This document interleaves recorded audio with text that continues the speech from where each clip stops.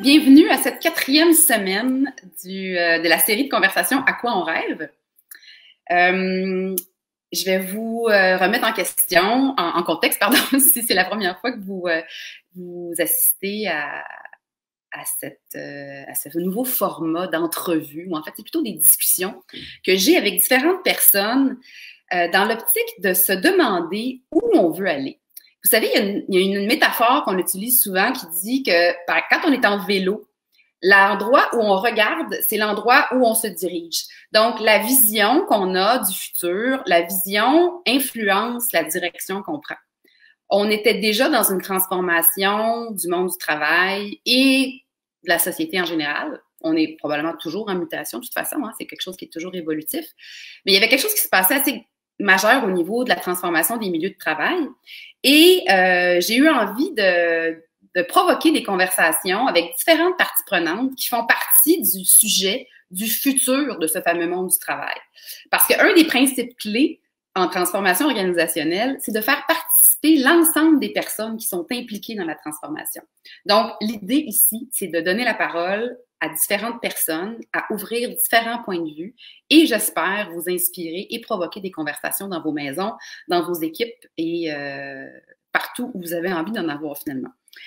Cette semaine, on reçoit Pascale Grignon, qui est une parent très impliquée dans la vie scolaire de ses enfants, qui a déjà été porte-parole du mouvement « Je protège mon école publique ». Aujourd'hui, Pascale nous parle à son nom personnel. Pascale, tu as un rêve que je partage moi aussi, qui est que l'école publique au Québec soit une école innovante qui permet à tout le monde de développer son plein potentiel. Voilà, absolument. Puis, c'est pas pour rien qu'on s'implique comme parents lorsque nos enfants commencent l'école. Hein. C'est justement parce qu'on veut, on veut comprendre l'école dans un premier temps. Faut se rendre compte que les parents, en fait, tant qu'on n'est pas impliqués dans le système scolaire au niveau, par exemple, des organisations de participation des parents, les OPP, ou encore au niveau des conseils d'établissement dans les écoles, ben, ce qu'on voit de l'école, finalement, c'est grosso modo la cour d'école parce qu'on amène potentiellement nos enfants ou ils prennent même l'autobus puis on s'y pointe pas du tout. Donc, on amène nos enfants à l'école, on repart avec eux, mais finalement, ce qu'on voit, c'est la cour d'école. Donc, comprendre les rouages, comprendre ce qui se passe, comprendre réellement les enjeux, ben, c'est possible quand on s'implique. Et ben, moi, c'est ce qui m'a motivée à m'impliquer. Puis finalement, ben, en 2014-2015, ben, ça a donné naissance avec plein d'autres parents là, de l'école Saint-Jean-de-Brébeuf dans le quartier Rosemont où vont mes enfants. Donc, ça a donné naissance à Je protège mon école publique qui est devenu un gros mouvement là, qui a donné lieu aux chaînes humaines devant les écoles quand il y a eu les coupes scolaires, dans le milieu scolaire plutôt. Et puis bon, ben là, voilà, ça continue son petit bonhomme de chemin depuis ce temps-là. Puis, évidemment, c'est important, je pense, d'aborder le sujet de l'école parce que on a beau vouloir se demander qu'est-ce qu'on veut comme monde du travail de demain, puis quel genre de société on a envie vers quel genre de société on veut aller, ben évidemment, les écoles, ils influencent grandement les citoyens de demain. Hein? C'est nos petits adultes du futur qu'on est en train de former. Tout à fait. Oui. Puis, toi, évidemment, tu l'as mentionné, mais tes enfants, tu as choisi l'école publique. Mm-hmm. Et est-ce qu'il y avait une motivation, est-ce que tu avais déjà cette espèce de motivation intérieure de vouloir valoriser l'école publique versus l'école privée? Parce que c'est quand même une option qui est quand même possible, puis il y a quand même un pourcentage, peut-être moins au primaire, mais quand même assez élevé au secondaire qui choisissent ça. Toi, c'était quoi ton... parce que tu sais, quand t'arrives le moment d'inscrire les enfants en maternelle, en tout cas, il y a bien des options. Hein? Fait que la réflexion, elle s'est sûrement passée chez toi. Oui, ben en maternelle, moyennement, je te dirais, parce que, comme tu le dis, souvent le choix de l'école privée arrive beaucoup plus au secondaire. Ça peut arriver au primaire dans certaines occasions, mais c'est quand même plus rare, on va dire, de façon générale. Au secondaire, selon les régions, ça peut aller jusqu'à 42% là, dans la région de l'Estrie, par exemple. Montréal, c'est autour de 39 ou quelque chose comme ça, là, puis autour de la quarantaine de pourcents aussi du côté de Québec. Sinon, dans les autres régions, ben cette offre-là est nettement moins importante, ce qui fait que la plupart des gens vont à l'école publique, tout simplement. Pour répondre à ta question, en fait, je suis personnellement un pur produit de l'école publique et je trouve que ça m'a pas trop mal servi. Au contraire, en fait, moi, je me suis beaucoup épanouie. Oui, c'est ça. Je me suis beaucoup épanouie en fréquentant l'école publique du début à la fin. En fait, je suis allée jusqu'à l'UQAM. Donc, je suis public all the way. C'était pas l'intention nécessairement par rapport à l'UQAM, là, mais c'est le constat que j'ai fait après coup. Bref, alors, en tout cas, pour l'école de quartier, moi, ça a été vraiment naturel. Là, j'habite le quartier Rosemont, je le disais tantôt. On a une école publique, finalement, qui est à 2 coins de rue de la maison. Et en fait, ce qui est drôle, c'est qu'au moment où nous, on a aménagé donc dans ce coin-ci, l'école en question, Saint-Jean-de-Brébeuf, avait vraiment pas une bonne réputation. Ce qui fait que les gens faisaient, je m'en souviens encore, là, mon garçon de 4 ans, donc je voulais l'inscrire en maternelle 4 ans, il fallait faire la file d'attente. Je me souviens encore, c'était un 27 janvier. Il annonçait moins 35 et j'ai eu un appel d'un voisin qui m'a dit « Viens vite te mettre en ligne » pour une école qui était une école, en fait, sans territoire, qui est à 3 autres coins de rue de l'autre côté. Il dit « Viens te mettre en ligne, 10h30 le soir. Il reste une place en maternelle 4 ans. » Et j'ai dit non. J'ai dit non, ça suffit. C'est pas vrai que je vais passer la nuit à moins 35 pour inscrire mon enfant dans une école, alors qu'il y a une autre école à 2 coins de rue où il y a une place qui s'annonce bien, mais on me dit qu'elle a une mauvaise réputation. Alors, le choix qu'on a fait, mon conjoint et moi, ça a été de dire non, nous, on va plutôt s'impliquer dans l'école, puis on va d'abord s'assurer que ça se passe bien, puis que le milieu de vie est un milieu de vie qui va susciter le développement de notre enfant. Mais aussi, je me suis dit, hey, il y a des maudites limites. C'est pas vrai qu'à 4 ans, ils vont faire des deals de drogue dans la cour d'école. Donc, je me suis dit, non, on va juste mettre les choses en perspective. Et finalement, ça s'avérait être une excellente idée. D'abord parce que probablement, on n'était pas les seuls à faire cette réflexion-là, si on veut. Mm-hmm. Ce qui fait que la cohorte, finalement, de mon garçon, qui est mon plus vieux, a été une superbe cohorte. Il a fréquenté, donc, cette école-là jusqu'en 6e année. Il a passé 8 ans, cette école-là. Maternelle 4 ans jusqu'en 6e année, quand même. Ma plus petite a commencé, donc, elle est en 2e année maintenant. Mon plus grand est rendu au secondaire maintenant. Mais tout ça pour dire que l'implication des parents a complètement transformé cette école-là. C'est une école qui avait mauvaise réputation pour des raisons qui n'étaient plus justifiables maintenant. Ça remontait à des histoires d'il y a 20 ans avec, avec des... C'est des étiquettes qui sont collées, puis c'est des vieilles histoires. Oui! En anglais, il y a une expression qui dit « you get out what you put in ». Fait que c'est comme si toi puis ton conjoint puis d'autres parents, vous avez décidé de dire « ben là, on inscrit l'enfant, puis nous, on va influencer, puis on va contribuer. » Parce que absolument. C'est sûr que j'imagine que dépendamment de l'implication des parents dans certaines écoles, ça doit certainement faire changer le paysage, là. Ben oui, c'est certain. Ben déjà, il y a quelle personne constitue la communauté? Et tu sais, les gens qui en arrachent dans la vie, là, qui ont vraiment de la difficulté, qui ont qui sont obligés d'avoir 2 emplois pour arriver au bout de la ligne, ces parents-là, ils ont pas le temps de s'impliquer. Ouais. Alors, il faut à un moment donné que les gens qui sont un peu plus choyés, et je considère qu'on est tous probablement les gens qui écoutent aussi plus choyés. On a eu la chance de faire des études, on a la chance d'avoir des emplois intéressants. Et surtout, on peut apporter à l'école de toutes sortes de façons. Et quand je dis que l'implication des parents a transformé cette école-là, on a une organisation des parents là incroyable.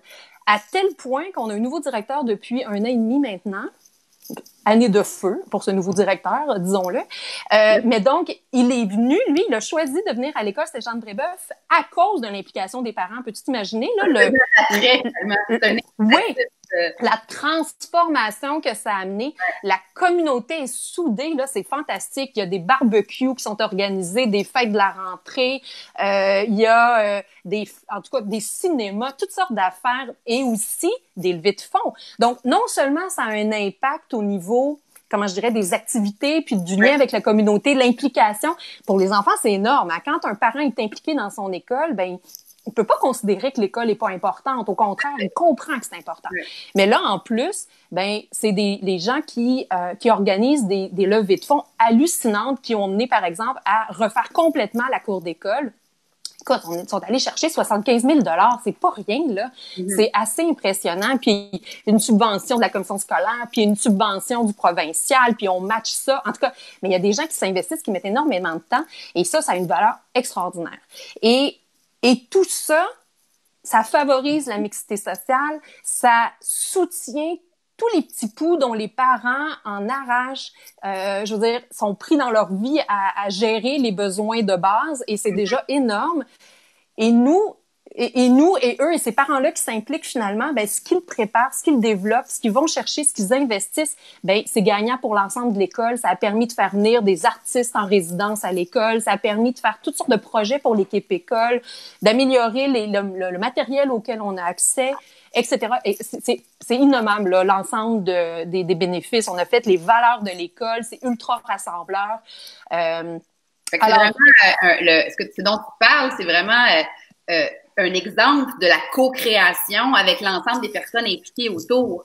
Tout à fait. Pour dire bonjour à Ève Bédard, qui nous salue. Salut Ève! Merci Ève. Mais justement, si je recule un peu, là, ça ressemblerait à quoi?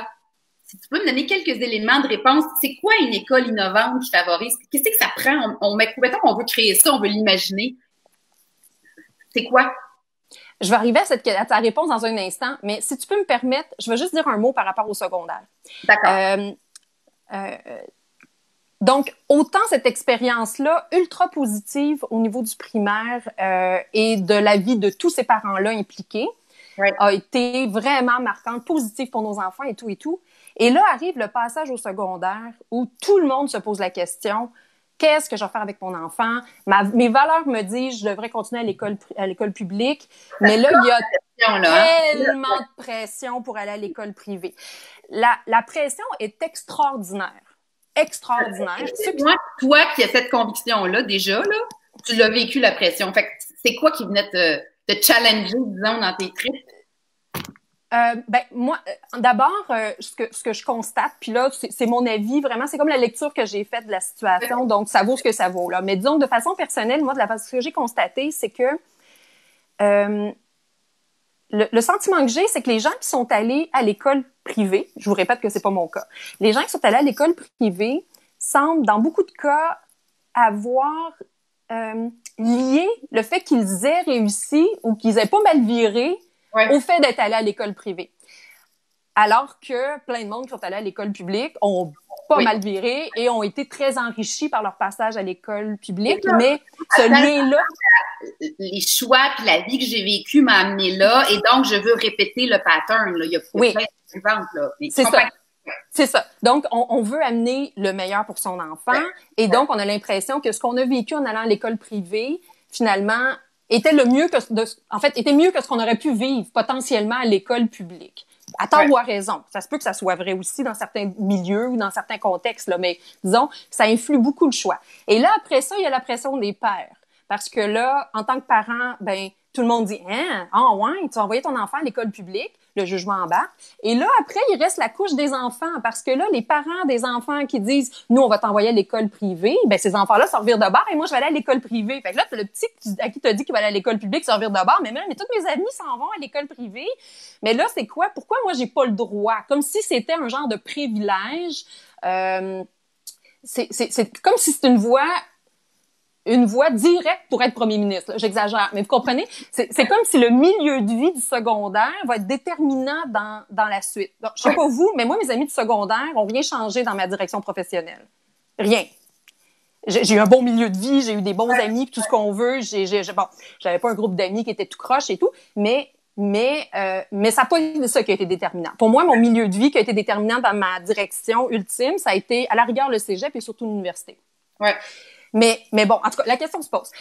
Alors, en tout cas, c'est très difficile de faire ce choix-là, d'aller au public pour ces raisons-là. Tu as l'impression que tu envoies ton enfant là, à l'abattoir quasiment. Là. À risque. Ah oui, écoute, c'est épouvantable. Alors que, je dois dire, mon enfant va à l'école Père Marquette, l'école secondaire Père Marquette, qui est une école qui, c'est bête à dire, mais par chance, a passé au feu il y a quelques années, une dizaine d'années à peu près. Et donc, est rénové, ce qui fait que le plafond ne tombe pas dans le gymnase. Puis bon, il n'y a pas des horreurs comme ça physiques. Mais Mais j'ai trouvé les professeurs, jusqu'à présent, vraiment très, très bien, impliqués, concernés. Justement, Pascal, là, moi, j'ai fait un peu de recherche avant, tu sais, parce que je voulais quand même arriver avec un peu de préparation, puis je me rends compte que plein de projets, puis de comités qui se sont formés, puis il y a beaucoup d'enfants sur l'enrobage, tu sais, qui est quand même un fait, là. Je suis d'accord qu'un local qui est salubre, qui a de l'air, que le plafond est en bon état, qu'il n'y a pas de moisissure, OK. Mais qu'est-ce qui fait vraiment la différence? En tout cas, moi, j'en suis revenu de mes lectures, c'est beaucoup les professeurs qui sont dans la classe, là. Ben oui. Et surtout, majeur, à mon avis, là. Ben, d'abord, si tu regardes dans les éléments de recherche probante, là, au niveau de la réussite scolaire, l'élément numéro 1, c'est le lien prof-élève. À tout niveau. Vraiment dans les recherches, c'est ça qui est vraiment l'élément déterminant. C'est pas l'état du plafond ni la couleur du mur, là. Et c'est pas le fait d'avoir une tablette puis je sais pas trop quoi d'autre de fourni non plus. C'est pas ça qui est déterminant. C'est le lien avec le prof. La chose qui est déterminante par rapport au privé versus le public aussi, c'est souvent l'encadrement, hein, parce que nos enfants, on veut les encadrer bien sûr, puis on veut qu'ils soient encadrés, puis on veut pas qu'ils tournent croche. Fait que pour cette raison-là, l'encadrement est important. Moi, je dois dire que j'ai été épatée par l'encadrement que mon garçon a eu. Je suis peut-être juste bien tombée, c'est possible. Mais j'ai été vraiment très, très, très satisfaite et ça a été au-delà de mes espérances aussi. Je m'attendais à moins que ça et vraiment, ça a été mieux. En tout cas, tout ça pour dire que... mais je reviens à ton point par rapport... Je t'oublie pas ta question. Là où je m'en allais, c'est que ce que je vous ai décrit qui s'est passé à l'école primaire, là, où l'école, grâce à l'investissement que les parents ont, l'implication des parents, le temps qu'ils y ont mis, tout ça, a vraiment là, gagné en opportunités, en richesse. Et je dirais aussi en le fait d'avoir des parents qui sont critiques, qui sont exigeants, nécessairement fait en sorte que l'école va monter d'une coche. Parce que cette exigence-là, puis on n'en laisse pas passer.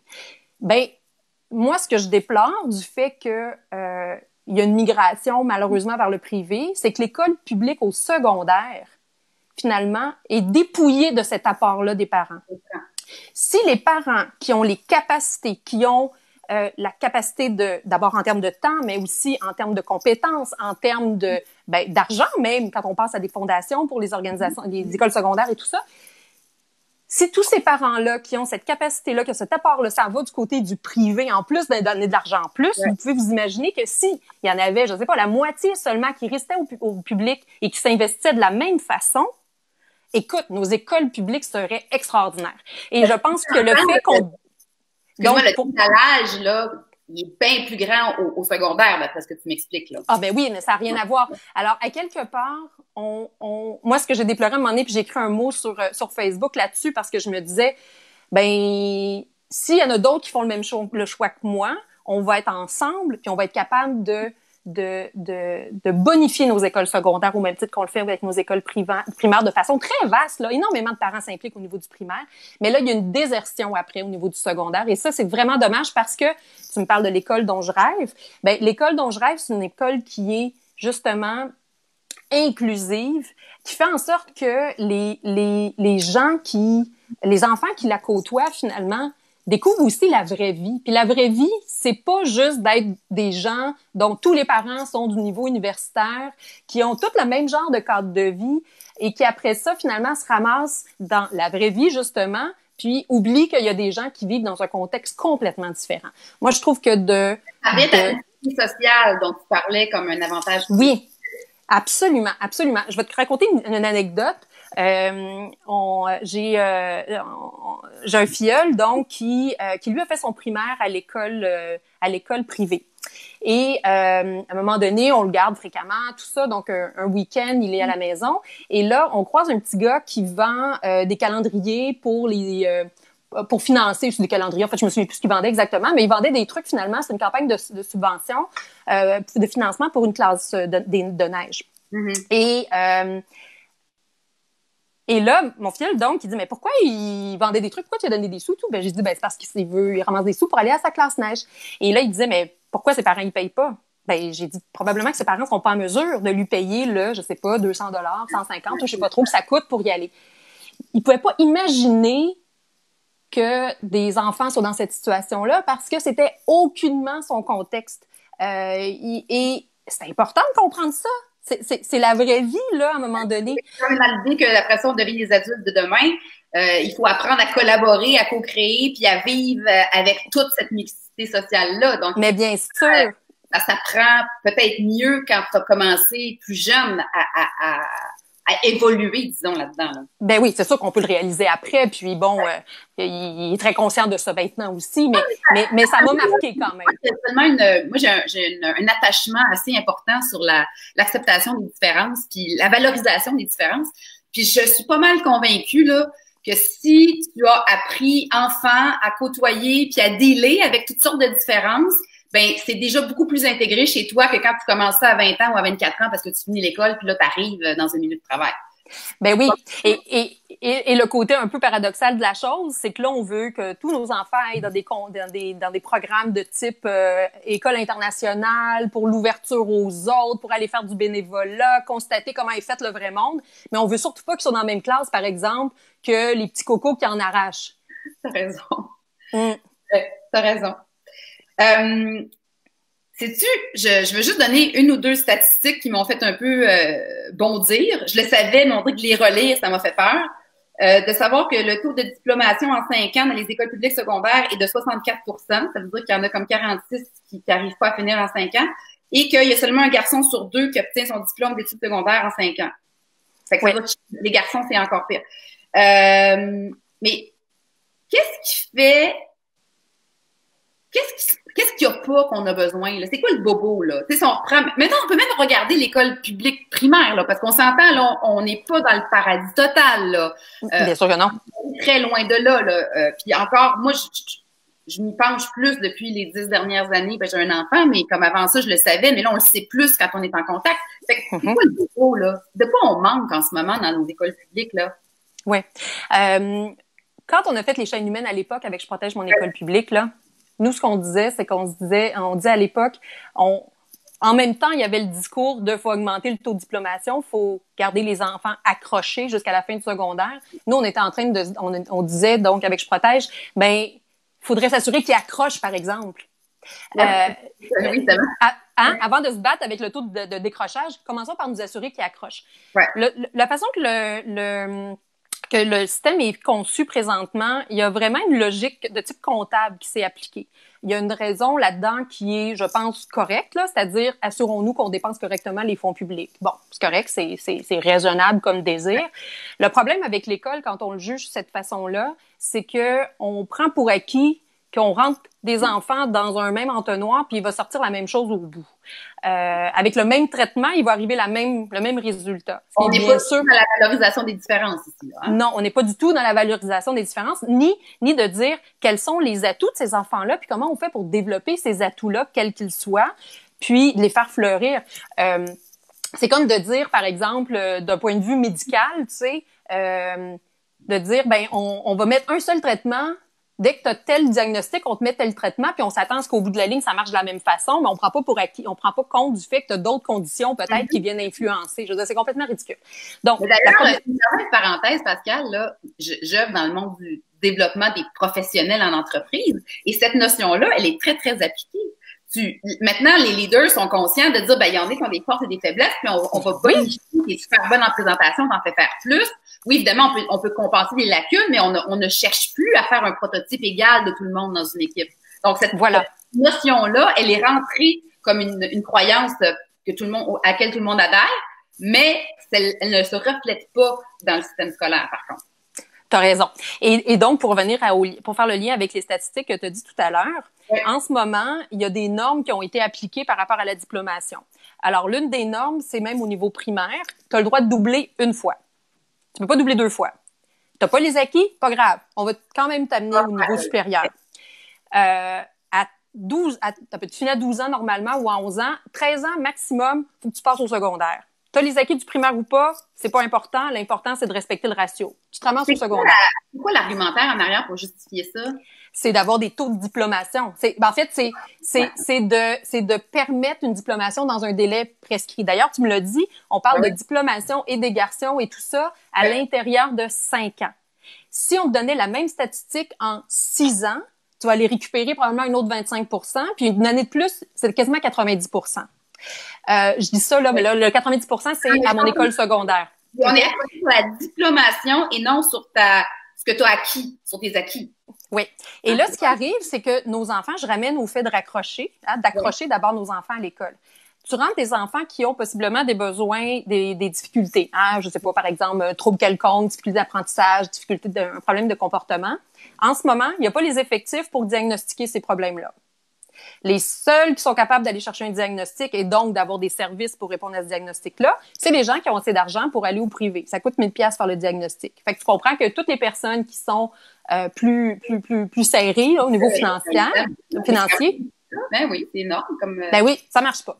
En plus, ça prend le temps. Je veux dire, tu vas rencontrer ton neuropsy, c'est sur X nombre de rencontres pendant le jour, bien sûr. Fait que quelqu'un qui travaille, je sais pas moi, dans une shop, là, je veux dire, là.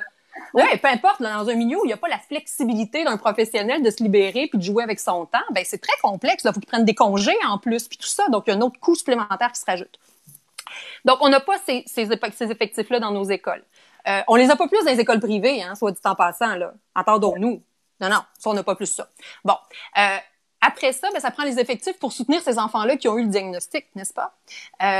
Et présentement, la façon dont les classes sont conçues, il y a des études, et c'est aussi en plus au niveau des droits et libertés, vraiment une emphase sur l'inclusion des enfants, peu importe quel genre de besoins particuliers ils peuvent avoir.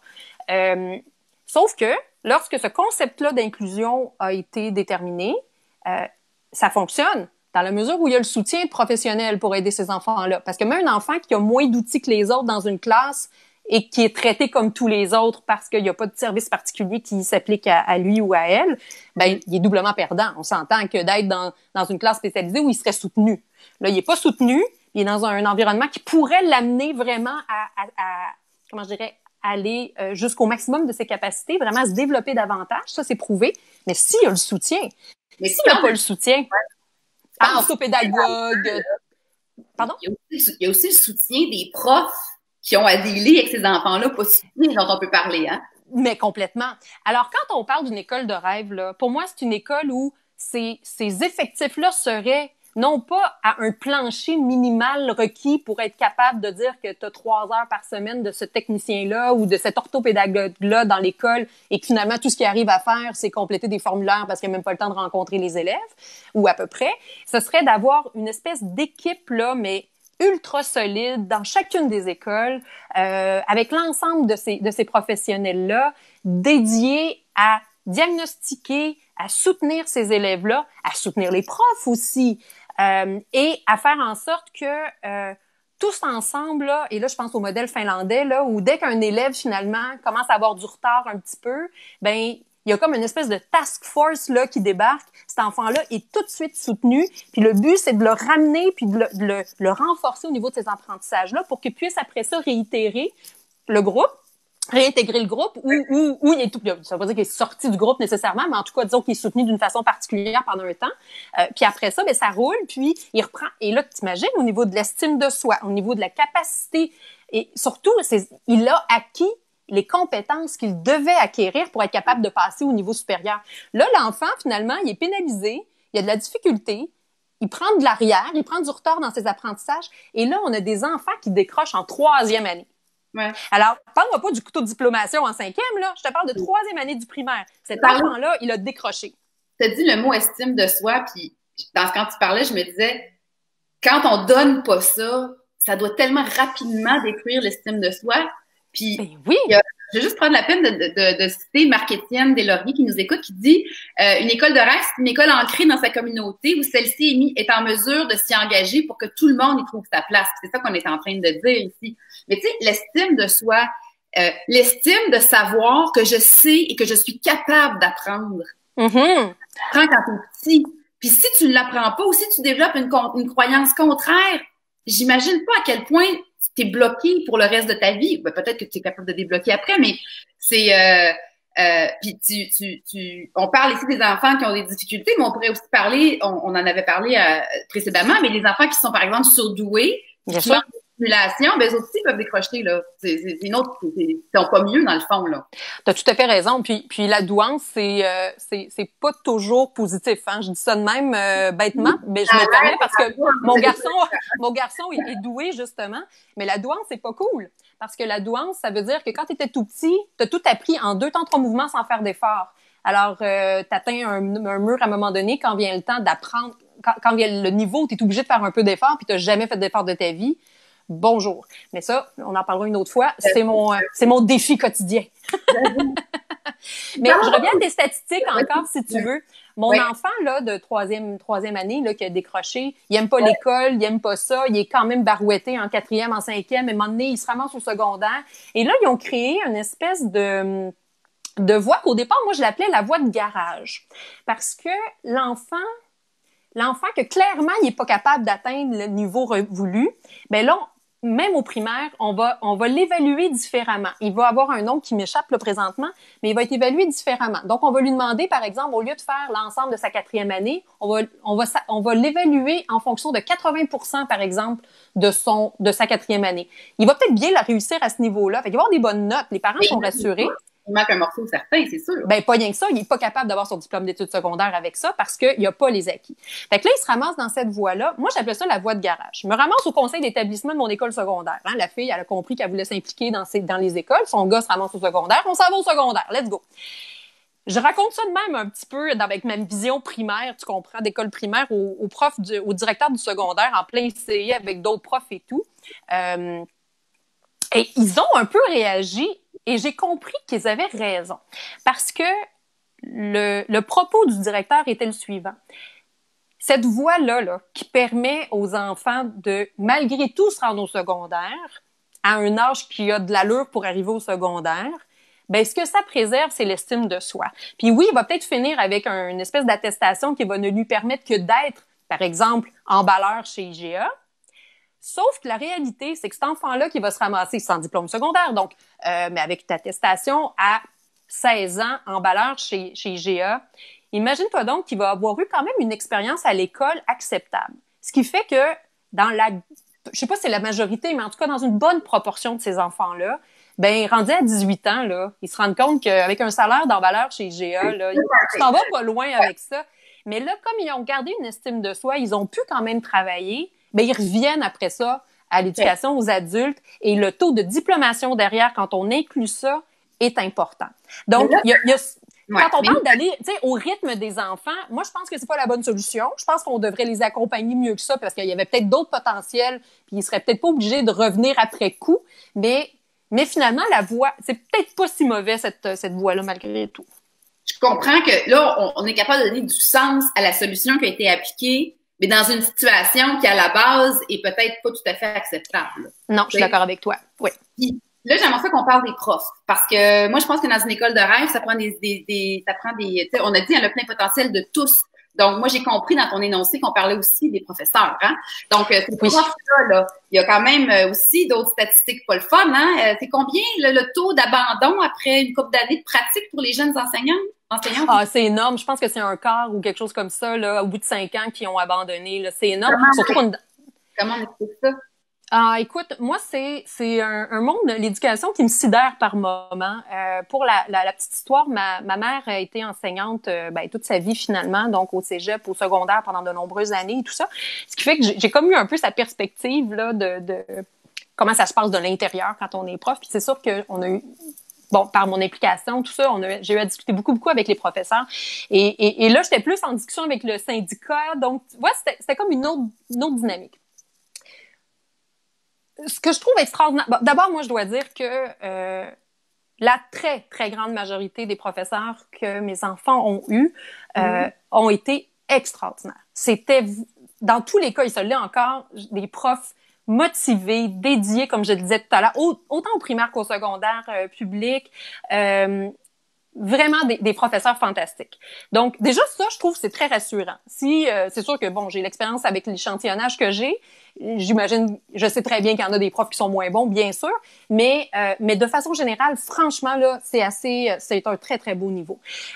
À l'école primaire où mes enfants vont, ce qui est vraiment caractéristique de cette école-là aussi, c'est l'entraide et l'esprit de famille, l'esprit d'équipe au sein de l'école. Là. Ouais. Oui, absolument. Les profs nous le disent, les directions nous le disent, puis franchement, on le sent, là. Et ça, malheureusement, c'est pas partout. Il y a quelque chose de vraiment particulier au niveau des enseignants. Autant il y en a évidemment très motivés, qui font toutes sortes de projets, qui intègrent facilement les enfants avec des besoins particuliers, qui roulent avec ça, qui n'en a pas de problème. Autant on se ramasse justement avec des jeunes enseignants qui arrivent, à qui on donne pas de matériel, il n'y a pas de supervision. Ouais. On les garroche devant un groupe. Ouais. Alors que, ça serait pas fantastique d'avoir un prof senior, là, tu sais, qui lui, comme on verrait en entreprise, tu sais, qui ben oui. ton accompagnement, ton introduction, là. Ben exactement. Je veux dire, moi, dans ma vie professionnelle, je veux dire, j'ai des employés juniors qui arrivent. Ben, on va les épauler. Ils vont avoir tout le matériel disponible pour travailler, des exemples de plans. Ça semble être une base ordinaire, là. Voyons. Oui. Mais moi, là, ce que je trouve. Aussi, là. On parle d'encadrement et déficient ici, là. Ben complètement. Donc, de soutenir ces profs qui commencent là, de leur fournir tout le matériel. Là, ça dépend du bon vouloir des collègues. Peux-tu t'imaginer? Je veux dire, c'est hallucinant. Moi, ce qui me fait halluciner, justement, c'est que je me dis, il y a combien de profs, mettons, de 4e année du primaire au Québec? Il doit en avoir des milliers, là. Je veux dire, il y a 110 000 élèves, là, donc au 4e année, il faudrait faire le ratio pour arriver à combien il y en a, mais disons qu'il y en a 1000, OK? Juste pour faire, il y a 1000 enseignants qui développent un programme de 4e année. Le programme est le même. Je comprends qu'ils veulent mettre ça à leur sauce, mais je peux pas imaginer qu'il n'y ait pas une base de données au ministère où tout le monde... Public. Ben oui, où tout le monde téléverse leur stock. À la rigueur, il y en aura trop, là, comme dans la super plateforme de l'école ouverte là, qu'ils nous ont envoyé pendant le... il y a juste trop d'affaires, on sait plus où se donner. Mais si je suis un prof, là, puis que je sais de quoi je parle, puis qu'on me donne plein de matériel de 4e année comme ça, puis je vais juste récupérer ce qui me plaît, puis je modifie des trucs parce que ça me tente, ou je crée mon projet. Mais mon Dieu, c'est son de réinventer la roue. Moi, ça me rend folle. Au niveau professionnel, je dis ça à peu près 10 fois par semaine. Je veux pas qu'on réinvente la roue à mon équipe. Puis là, à l'école, il y en a 1000 qui réinventent la roue à chaque année. Puis après ça, ben, ils se disent, hey, je vais pas changer de niveau, tu sais, pour me renouveler puis pour changer mal de place parce que là, faudrait tout que je refasse ma préparation au grand complet. Je dis, voyons, c'est quoi ça? Alors, il y a quelque chose, je trouve, de foncièrement... Il y a comme si Émilie Bordelot, elle existe encore dans le milieu de l'éducation, du côté des profs. C'est comme si... isolée dans son coin, là. Oui, l'autonomie professionnelle a comme pris le pas sur juste l'efficacité de base et le gros bon sens. Il y a un moment donné où il faudrait que les profs réalisent que c'est pas une perte d'autonomie que d'avoir accès à du matériel. Toutes les taxes de tout le monde a payé ces profs-là pour produire le matériel. Il n'y a pas de raison que ça leur appartienne en propre. C'est du domaine public. Ça devrait être partagé à tous les profs. Alors là, imagine le remplaçant qui arrive là pour une semaine dans une classe. Ben, ça va voir une préparation de classe toute faite au ministère, sort ça puis il est capable d'enseigner plutôt que de faire de la discipline puis de juste garder les enfants. Là. C'est ça que tu dis là, Pascal, parce que moi, je réalise que encore une fois, je fais le lien avec mes activités professionnelles à moi. Un des sujets très, très à la mode en ce moment, c'est développer le leadership collaboratif dans les organisations. On comprend que quand on collabore, quand tout le monde amène son idée, on fait des plus grandes choses ensemble.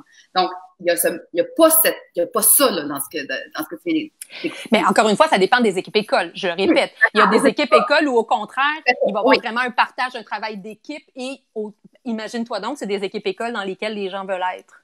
Oh, surprise! J'imagine, c'est sûr. Ben oui! C'est surtout la valorisation de la profession puis le salaire qu'on leur offre. Tu sais, en ce moment, dans l'actualité, on s'est penché beaucoup sur la santé, puis il était temps. Mais je pense que il y a un autre parent pauvre au Québec, c'est l'éducation, là. Ben, c'est clair. Tu sais, santé, éducation, c'est la même histoire, hein. C'est des emplois qui étaient traditionnellement féminins, et qui sont moins payés qu'un équivalent qui serait dans un autre domaine. Voilà. On est encore dans une question d'équité par rapport à ça, d'équité entre les sexes, s'entend là. Mais oui, les professeurs sont définitivement pas assez payés. Et il y a une problématique présentement qui devient une espèce de cercle vicieux. Il y a pénurie de personnel, hein, on le sait, là, c'est pas une grande nouvelle. Pénurie de personnel. Et là, il y a toute la question aussi de la formation de ces enseignants-là. Ils veulent continuer à apprendre puis à se développer, puis suivre des formations. Continue, là. Mais absolument. Et ils ont, en principe, ils ont accès à tout ça. Mais là, pénurie, tu peux pas être remplacé, donc tu peux pas t'absenter. Puis là, parce que tu te formes pas, ben t'es moins outillé. Ben oui. Puis quand tu parlais d'être plus outillé aussi pour travailler avec des enfants à besoins particuliers qui sont de plus en plus nombreux dans les classes, ben il faut que tu te formes là avec ça. Je veux dire, ça tombe pas du ciel. Et donc là, il y a comme un cercle vicieux qui fait en sorte que parce que tu peux pas te former, parce que t'es pas épaulé, parce que t'as pas de temps aussi pour travailler avec tes collègues, c'est pas du temps qui est considéré dans l'horaire du prof. Pascal, hein? Il y a un mythe que les profs sont ils ont 2 mois de vacances, ils finissent à 3 heures, mais là, le commun des mortels oublie que son travail ne s'arrête pas quand la classe termine. Ben non, il corrige, hein? Entre autres. Il prépare et tout ça. Bien sûr, bien sûr. Il y a eu du brassage au niveau des commissions scolaires. Il y a des initiatives, le Lab École, il y a une autre affaire que j'oublie de la Fondation Chagnon, le projet CAR. En tout cas, finalement, ça finit plus, il y a un paquet de projets. Puis, ils ont toutes l'air à spinner un peu dans le beurre. En tout cas, moi, de mon point de vue citoyenne, là, je me rends compte qu'il y a comme un paquet de fusées qui sont lancées d'amélioration, puis ça se passe pas. Là, j'aimerais ça qu'on regarde ou qu'on se penche avec ton point de vue, là. Mettons qu'on essaye de sortir de ça dans un mode solution. Ça commence où? C'est-tu qu'il faut qu'on accepte de payer plus d'impôts? C'est une question de réallouer les fonds? Qu'est-ce qu'on peut faire? Sont où les solutions? Parce que j'ai l'impression que il n'y a pas grand monde qui sont contre ce qu'on est. Tout le monde va s'entendre que ce qu'on est en train de discuter, c'est un fait. Mais maintenant, comment ça se fait qu'on sort pas de l'état problème? Ouais. Je pense que les Québécois, fondamentalement, ont comme un problème avec l'éducation. Et je sais pas d'où ça vient. Tu sais, il y a Qu'est-ce que tu veux dire par un problème? Ben, en fait, je me suis toujours posé la question, tu sais, quand on a eu à faire les chaînes humaines dans les écoles parce qu'ils coupaient allègrement dans l'éducation, mais ça faisait déjà un bout de temps qu'ils coupaient dans l'éducation, mais on s'en était jamais vraiment rendu compte. On s'est pas rendu compte non plus des conséquences de ces coupes-là, tu sais, en marche vers le déficit, pas le déficit zéro, mais oui, bon, c'est ça. Bref, l'austérité et tout et tout. Une mesure d'austérité, oui. Oui, voilà, c'est ça. Et à un moment donné, c'est que là, il y avait du gras, je pense, à un moment donné. Mais à un moment donné, ils ont coupé dans le chair, puis là, ils étaient rendus à l'os, là. Fait que là, ça faisait infiniment mal. Et tout ça, et la conséquence, c'est comme si le système d'éducation manquait d'amour depuis vraiment trop longtemps. Et je me suis demandé, moi, à un moment donné, et je pense que pour une part de la population, c'est comme ça, tu sais, des gens qui ont vécu difficilement l'école, personnellement, c'est souvent des gens qui vont moins valoriser l'école après coup avec leurs propres enfants. Et je vois, moi, une grosse différence entre la communauté anglophone et la communauté francophone. Tu sais, la communauté anglophone, l'école dans la communauté anglophone, c'est l'ancrage de leur communauté. Ça fait partie de ce qui maintient la communauté ensemble, au même titre que l'Église, par exemple, peut être le cas. Et moi, c'est drôle parce que j'ai fait mon secondaire en Ontario. Et c'est exactement la même chose du côté francophone là-bas. L'école est comme c'est ça, un ancrage finalement dans la communauté, donc est très, très, très valorisé. Pour le commun des mortels québécois, francophones, on dirait que l'école est comme juste... autant c'est très important pour plein de gens, l'éducation, bien sûr, mais pour plein d'autres, on dirait que c'est comme juste comme un acquis, tu vois, c'est là, puis on n'a pas besoin de s'en préoccuper tant que ça. Le gros changement qui est arrivé, je pense, quand on a fait les chaînes humaines, c'est qu'on a fait constater aux Québécois moyens, aux citoyens moyens, que nos écoles étaient vraiment sur une pente très glissante et c'était rendu grave finalement ce qui se passait parce qu'on risquait vraiment que tout ça capote littéralement parce que les bâtiments sont en ruine, parce qu'il y a pénurie de profs et conséquemment, ben, je veux dire, qui c'est qui va enseigner à nos enfants s'il y a personne devant les classes? Il y a pénurie de soutien de ces profs-là et tout le reste. Et là, ça a complètement changé la dynamique qui a fait en sorte que soudainement, l'école était devenue la priorité numéro 1 de tous les partis politiques. Ce qui est une excellente chose parce que c'était sous le radar complètement. Et tu le disais en d'entrée de jeu, hein, l'école, les enfants, ben c'est le Québec de demain. Donc, si on n'y met pas maintenant les investissements, ça va être énorme ce que ça va coûter plus tard. On disait déjà, il y a 3 ans, je pense... qu'ils vont avoir des méchants défis, hein, nos petits citoyens de demain, là, par rapport à plein d'enjeux. L'aspect économique du Québec risque aussi d'en être un, l'écologie, je veux dire, il y a un paquet d'affaires là en avant, là. Ah oui, effectivement. Ben, de tous les temps, il y a eu plein de défis. Hein. Ça, c'est l'autre affaire. Là. Faut pas imaginer que c'est seulement... Oui, mais si on continue à dégrader la qualité de l'école avec toutes les conséquences que ça a, ben on s'aide pas, là. Parce que c'est bien entendu. Ouais. Je peux comprendre que, mettons, quand toi et moi, on était au primaire, on n'était pas du tout dans la même situation dans les écoles publiques, là. Ben, les coupes étaient pas les mêmes, effectivement. Mais disons, voyons ça positivement. Je pense que avec ce changement-là, avec l'école qui est devenue une vraie priorité, les gens ont compris que c'était important. Ben là, il y a réinvestissement depuis quelques années du côté, entre autres, des écoles, des infrastructures, carrément, là, les bâtiments. Et il y a toutes sortes d'initiatives qui ont été faites depuis, bon, entre autres avec le gouvernement le plus récent, mais même un petit peu avec les libéraux avant le changement, là, une fois qu'ils ont réalisé que ça n'avait plus de bon sens ce qui se passait. Donc, tu sais, de rouvrir des postes, bon, et bref, de travailler au niveau des effectifs aussi. Mais je pense que... Moi, j'entends que tu vois une amélioration depuis les dernières années. Il y a définitivement une amélioration. Oui. Dans le bon sens. Oui. Il y a vraiment eu des réinvestissements. Il y a eu des réinvestissements, puis on l'a vu dans les budgets d'école qu'on approuve en conseil d'établissement. Je dis pas que là, il y a d'autres... En tout cas, dans certains cas, il y a malgré tout des coupes qui arrivent parce que changement d'indice de défavorisation, mais on va pas rentrer là-dedans. Reste que globalement, ça commence à se replacer. À voir qu'est-ce qui va se passer après cette année, parce que là, évidemment, les maisons d'aînés là vont devenir très prioritaires. Comment il va y avoir une allocation des dollars. On était du côté du provincial, tu sais, en surplus budgétaire. Clairement, après la pandémie, on va être dans une situation différente. Donc, oui, il va falloir qu'on soit très vigilant, très vigilant pour s'assurer que l'école n'est pas perdue de vue, parce que c'est la même histoire. La raison pour laquelle on a fait les chaînes humaines avec les enfants, c'est que la voix des enfants du primaire ne se faisait pas entendre, et la voix des enfants du secondaire non plus. Les universitaires sont capables de faire les carrés rouges puis de jouer de la casserole dans les rues.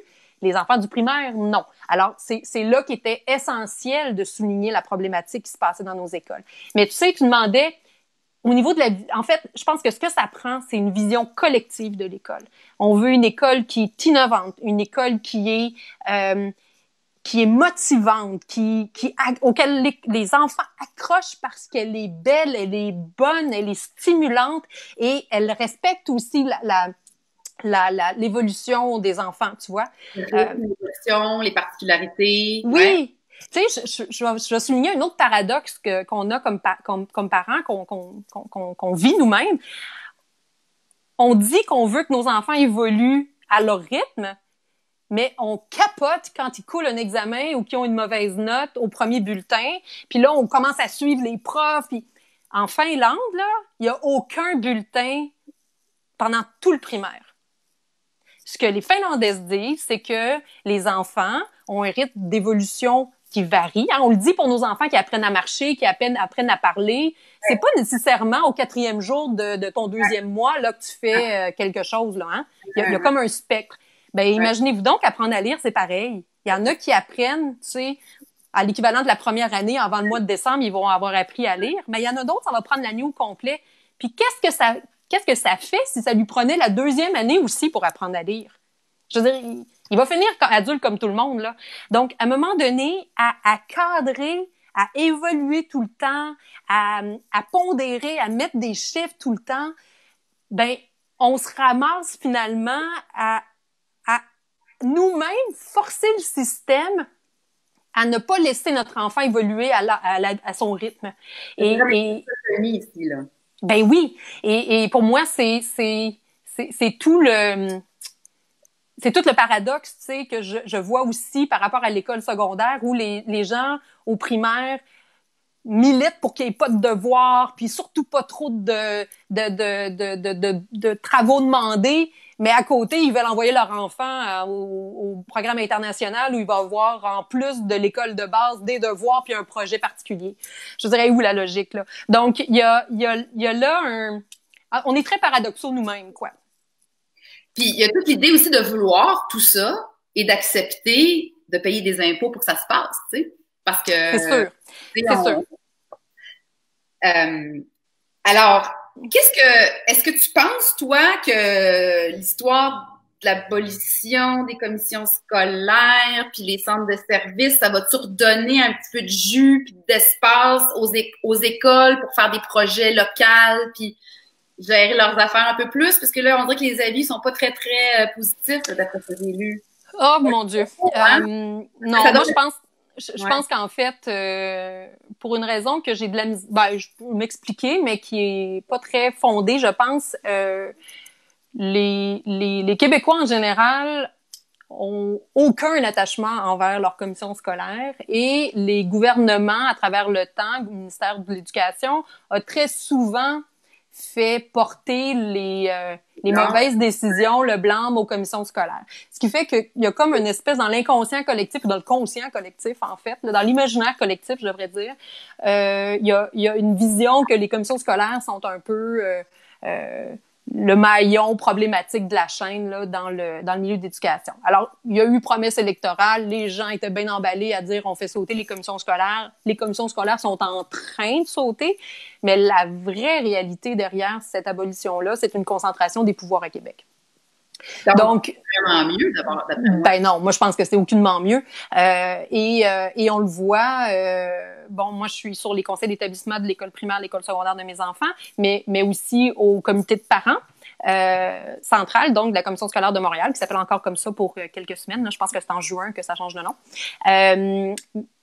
Puis, en fait, ce que ça a comme effet, c'est que ça a tendance, s'il n'y a pas un comité de parents, par exemple, structuré et fort, ça fait en sorte que les parents qui sont chacun sur leur CI de leur école, avec le très peu de formation et de connaissances du système scolaire qu'ils ont, ils peuvent en avoir plus, là, dépendant de leur expérience, mais généralement, les parents arrivent là plus puis découvrent que d'arriver là en force, puis c'est normal, là, j'étais pareil dans les premières années.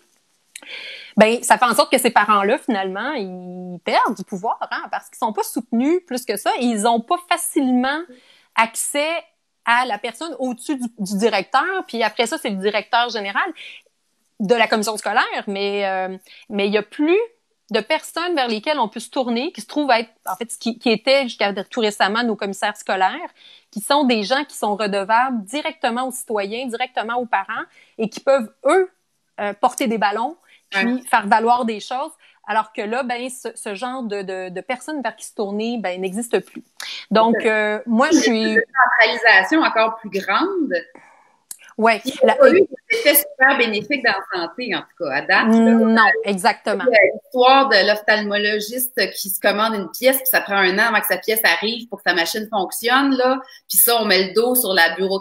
Fait que, bref, c'est un peu inquiétant, mais mettons qu'on veut se donner de l'espoir, puis on est des citoyens, on est des parents. J'ai bien l'impression, Pascal, que tu vas nous dire que si ça nous interpelle, go, impliquez-vous à l'école. Ah oui, moi je suis convaincue. On vote, hein? On vote, puis on s'implique. Absolument. Je pense qu'en fait, on a la capacité comme parents de s'impliquer dans les écoles de nos enfants et d'insuffler la vision qu'on a de ce qui devrait se passer dans une école. Tu sais, moi, quand je regarde là, les parents fantastiques de l'école Saint-Jean-de-Brébeuf, par exemple, il y en a pour qui ils se disaient il faut qu'il y ait des activités à l'école. Eux autres sont allés organiser des danses, puis des cabanes à sucre, puis des choses comme ça. Il y en a pour qui les arts étaient super importants. Ils ont proposé toutes sortes de projets avec des artistes en résidence, puis des projets de subvention pour réaliser des livres, d'avoir des auteurs qui viennent, puis tout ça. Je veux dire, toute cette couleur-là on peut l'apporter, on peut les apporter. Ces différentes couleurs-là, on peut les apporter aux écoles, finalement, qui fréquentent nos enfants. En fait, dans ce que tu dis, là, on pourrait faire un petit slogan, là, c'est qu'au lieu de chialer, on peut s'impliquer parce que il y a beaucoup de chialage qu'on n'est pas content. Puis, OK, on a peut-être des fois raison de s'indigner et tout ça, sauf qu'à un moment donné, elle restait assise dans les estrades, l'école n'a pas non plus toutes les responsabilités. Moi, dans ce que tu dis, ça me fait penser, c'est que si je m'implique dans la vie scolaire de mon enfant, ben je suis capable aussi de compenser, d'influencer, puis au moins de nourrir le bout qui manque s'il en manque. Mais si je m'en retire complètement puis j'attends tout cru, ben là, c'est sûr que c'est pas ça qui se passe en ce moment. Donc, l'implication, au lieu de décrier, serait probablement une solution pour commencer. Et après, il faut certainement, comme Patricia Clermont nous écrit, puis d'autres, réinvestir en éducation pour de vrai ou continuer, en fait, ce qui avait amorcé, là. Ah oui, c'est clair. Et je pense que moi, je trouve aussi que les syndicats ont un rôle à jouer. Je pense aux syndicats, entre autres, des profs. Oui. Je pense que, comme dans plein d'autres milieux, les syndicats sont installés un peu avec le gouvernement en chien de faïence, là, puis ils sont vraiment dans une dynamique patronale syndicale. Contrairement à d'autres milieux où il y a vraiment un travail en commun qui est fait dans la recherche de solutions communes, justement. Il y a plein d'endroits où c'est plein de milieux où ça se passe, et je pense que c'est ça qui va tellement plus loin.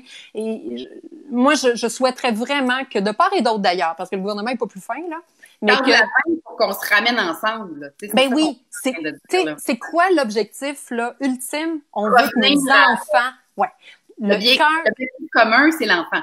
C'est l'enfant. Comment on peut réinventer l'école comme ça? Et tu sais, le gouvernement en place n'est pas fort sur la consultation, ou en tout cas, quand il le fait, c'est comme, on dirait que c'est par nécessité, puis pas nécessairement vraiment en y croyant profondément. Mais moi, je pense fondamentalement que ça prendrait une commission parent 2.0, là, ou 3.0, ou 4, là, je sais pas combien on est rendu. On a besoin de repenser l'école collectivement, puis se dire, quelle est cette vision-là, quelles sont les valeurs profondes, sortir de la marchandisation de l'école et vraiment remettre l'enfant au cœur de nos réflexions. Ben merci beaucoup, Pascal, d'avoir accepté de venir jaser avec moi. Ça me fait plaisir. À la fin de notre temps qu'on avait prévu. Donc, on s'implique, on continue à se tenir informés. Et puis, la semaine prochaine, on va parler d'un tout autre sujet avec Christian Genet, qui est le fondateur de Buddha Station. Il va nous parler de sa vision, lui, que le monde personnel et professionnel devrait être harmonisé dans le contexte du travail. Donc, je vous invite à revenir la semaine prochaine. Puis, merci encore, Pascal, pour ta belle contribution. Alors, on continue à s'impliquer puis à encourager. Puis moi, je pense que même si on n'a pas d'enfants, on a un rôle à jouer. C'est vrai, absolument. L'école est le nouveau parvis de l'Église, disait je sais plus qui. Là. Exactement. Ouais, tout à fait. Dans la société. Ben merci. Merci bien. Merci pour l'invitation. Bye bye.